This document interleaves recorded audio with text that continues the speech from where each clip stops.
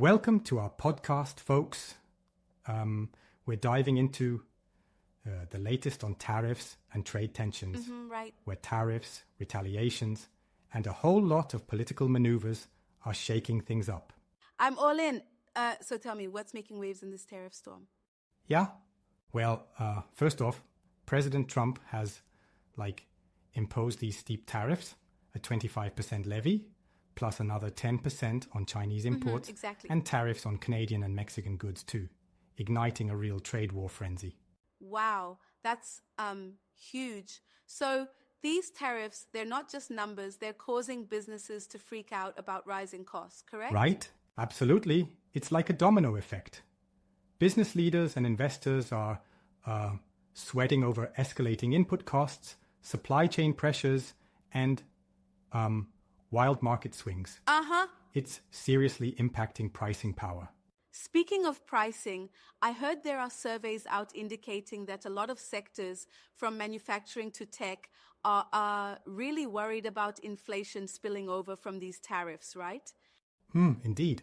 Exactly. The surveys show that rising labor costs and supplier price hikes are a major headache for companies who are also stuck trying to pass on these costs in a sluggish market, which might end up denting their profits hard. So then we have the auto industry getting a brief reprieve, a 1-month delay for tariffs if the automakers comply with the USMCA. Precisely. Is that right?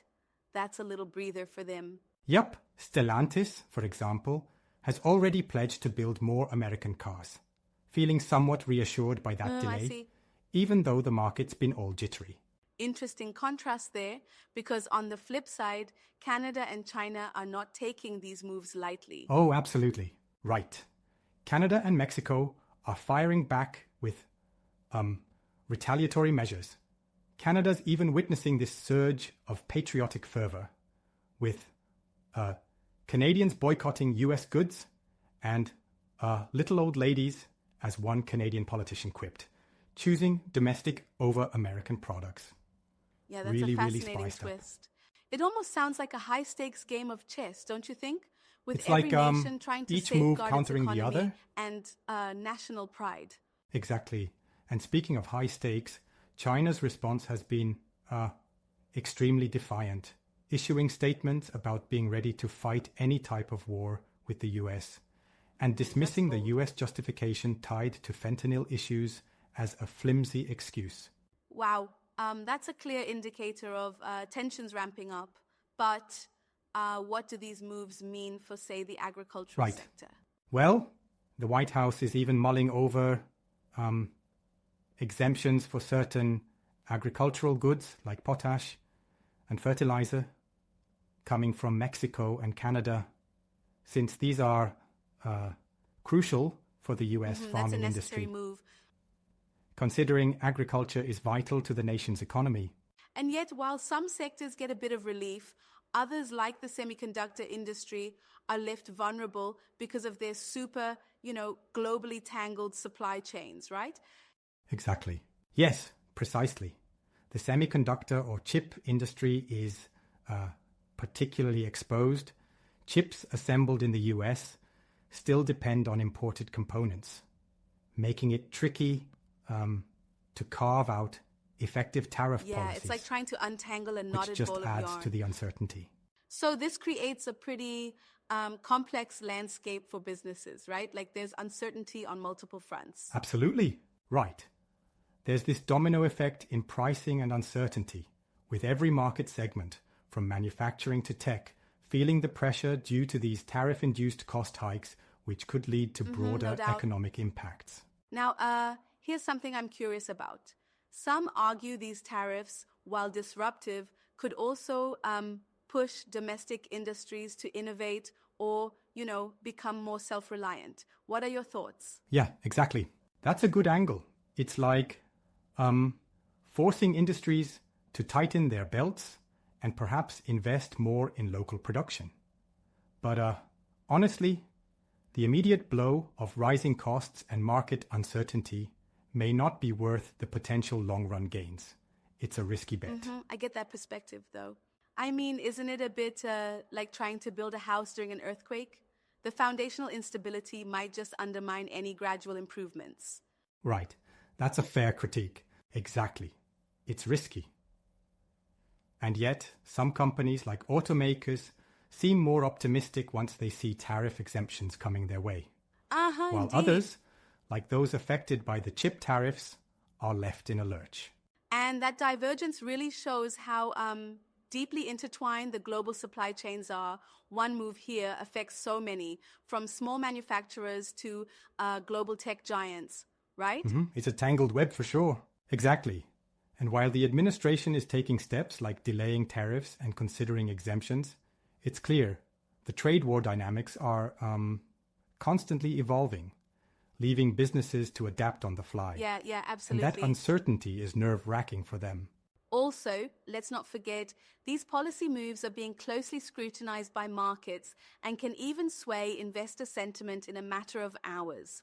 Using Right, exactly. tariffs as a sort of economic lever that sends shockwaves through stock markets and business surveys alike. And with over 50 mentions of tariffs in the Fed's Beige Book, it's clear these issues are top of mind for policymakers and business leaders, reflecting that definitely. overarching uncertainty.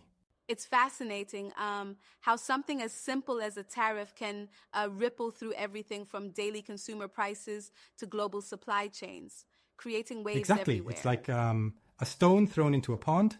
Yeah, definitely.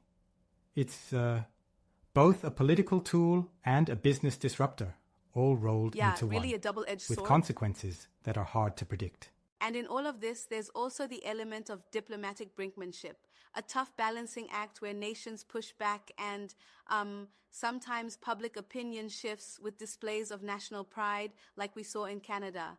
A real display of exactly. patriotism and defiance. Yeah, I mean, that really hits home the criticism, doesn't it?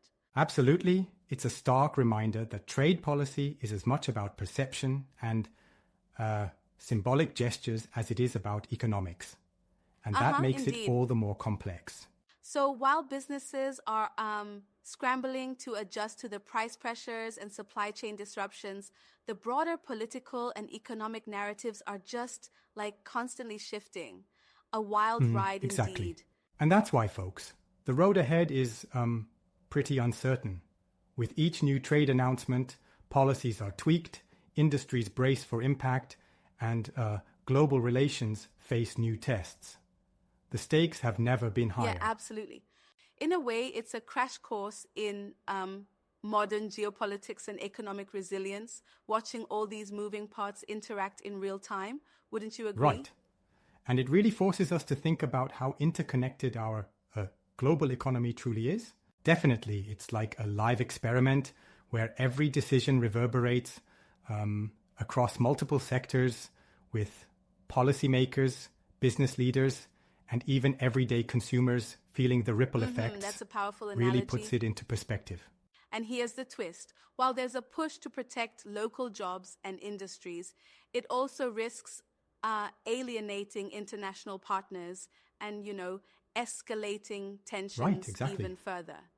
It's a delicate balance between protectionism and global collaboration. Absolutely.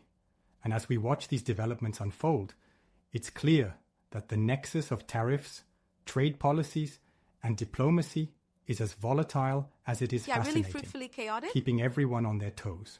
Well, thank you for this deep dive. It's eye-opening to see how a policy tool like tariffs can unleash such a domino effect in global economics and politics. My pleasure. Absolutely eye-opening indeed. And that's a wrap for today. Keep your eyes on the headlines, folks, because in this trade war arena, the next move is just around the corner.